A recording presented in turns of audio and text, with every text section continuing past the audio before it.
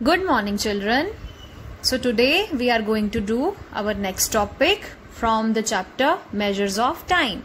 The topic is conversion of time. Firstly, remember some points. 1 week is equals to 7 days. You already know एक week में कितने days होते हैं? 7. 1 month is equals to 30 days. Last time भी मैंने आपको बताया that some months have 30 days and some months have 31 days. But generally हम जब sum solve करेंगे तब हम 1 month is equal to 30 days को remember रखेंगे, right? तो 12 months is equal to 365 days. कि total 12 months में हमारे पास 365 days होते हैं and 12 months is equal to 1 year. So 1 year में 12 months होते हैं ना, तो 1 year is equal to 365 days. Just remember these points. Now अब हम convert करेंगे convert months into days. कि हमें अगर statement में months दिए होंगे, अगर हमने उनको days में convert करना है तो हम क्या करेंगे? To convert month into days, we multiply the number of months by 30. कि जितनी भी हमें क्वांटिटी दी होगी ना, जितने भी हमें नंबर दिए होंगे तो हम 30 के साथ उन्हें मल्टीप्लाई कर देंगे. Why 30? Because we know 1 month is equals to 30 days. क्योंकि मैंने अभी आपको बोला स्टैंडर्ड टर्म में हम 1 month is equal to 30 days लेंगे. तो जब हम सम सॉल्व करेंगे हमें जितना भी नंबर दिया होगा उसको हम 30 के साथ मल्टीप्लाई कर देंगे. So first sum is convert 9 months into days. यहाँ पे 9 months दिए हैं और उसको हमने days में कन्वर्ट करना है. और सबसे पहले हम मेन चीज ये लिखेंगे that we know 1 month is equal to 30 days, right? और हमें कितने months given है? 9 months. So हम कैसे लिखेंगे? 9 months is equal to, हम उस नंबर को 30 के साथ मल्टीप्लाई कर देंगे. सो 9 मल्टीप्लाई 30 डेज. क्योंकि हमने डेज में कन्वर्ट करना है ना, तो हम पीछे क्या लिखेंगे? डेज. 9 multiply 30 days. और जब आप इन दोनों को मल्टीप्लाई करोगे यू विल गेट 270, राइट? सो आपका आंसर होगा 270 डेज. एंड में आप आंसर को दोबारा भी लिखोगे, ठीक है? तो ये जरूरी है कि आप स्टार्टिंग में ये लिखोगे 1 month is equal to 30 days. Okay? So next is convert weeks into days. अभी आपको किसी सम में weeks दिए होंगे, उसको अगर days में convert करना हो तो obviously फिर आप देखोगे कि 1 week में कितने days होते हैं एंड जितने days होंगे आप उस नंबर को उतने के साथ मल्टीप्लाई कर दोगे. To convert weeks into days, we multiply the number of weeks by 7. कि आपको जितने भी नंबर दिए होंगे ना स्टेटमेंट में, जो भी आपको क्वांटिटी दी होगी उसको आप 7 से मल्टीप्लाई कर दोगे. Why 7 से multiply? Because we know 1 week is equals to 7 days, right? क्योंकि हमें पता है 1 week equals to 7 days है, तो हम 7 के साथ मल्टीप्लाई करेंगे.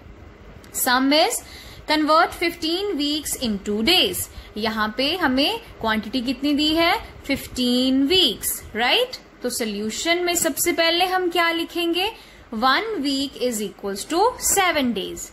Because we know 1 week is equal to 7 days, but हम ये जानना चाहते हैं कि 15 weeks में कितने days हैं.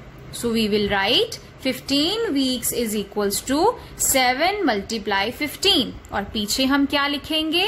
डेज. क्योंकि हमने डेज में कन्वर्ट करना है ना, सो हम 7 को जब 15 से मल्टीप्लाई करेंगे यू विल गेट 105. एंड फिर आप उसके पीछे क्या लिखोगे? डेज. तो अगेन आप लिखोगे 105 डेज. आपका फाइनल आंसर होगा. Simple, right? जितना भी आपको डिजिट दिए होंगे उसको आपने डेज के साथ मल्टीप्लाई कर देना है. Next we have is convert days into hours. तो अभी आपको डेज दिए होंगे सम्स में और आपने उसको आवर्स में कंप्लीट करना है. ओके? बस आप ये देखोगे आपको गिवन क्या है और आपने किस चीज को किस में कन्वर्ट करना है, और वो वाला पॉइंट आप रिकॉल कर लोगे. To convert days into hours, तो आप एक ये देखोगे कि एक डे में कितने आवर्स होते हैं. And you know 1 day is equal to 24 hours, right? तो फिर आप क्या करोगे?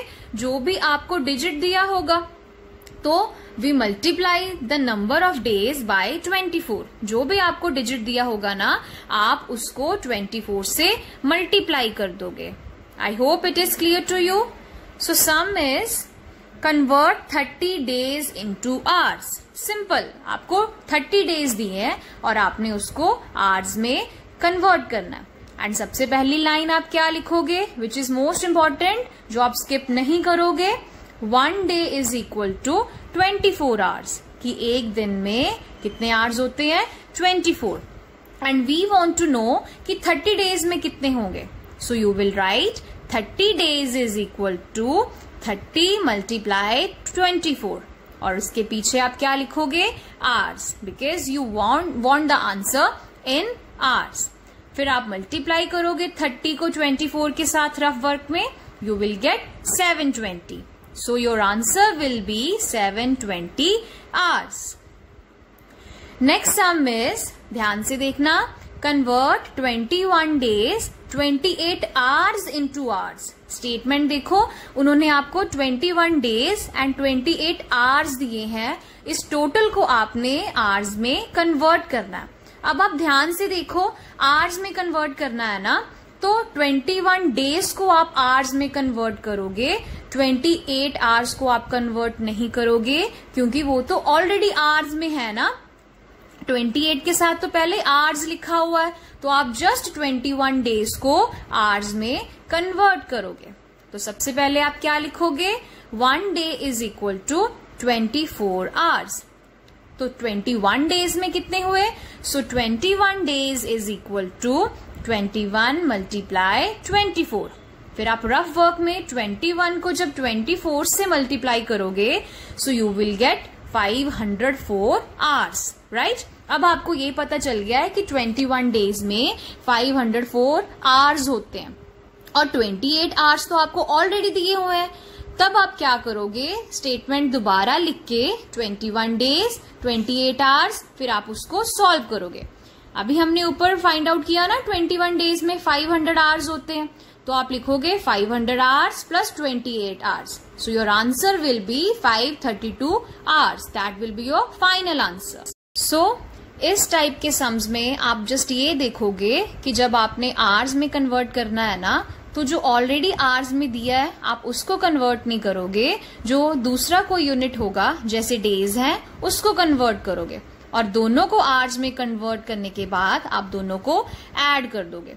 सो योर आंसर इज 532 आवर्स।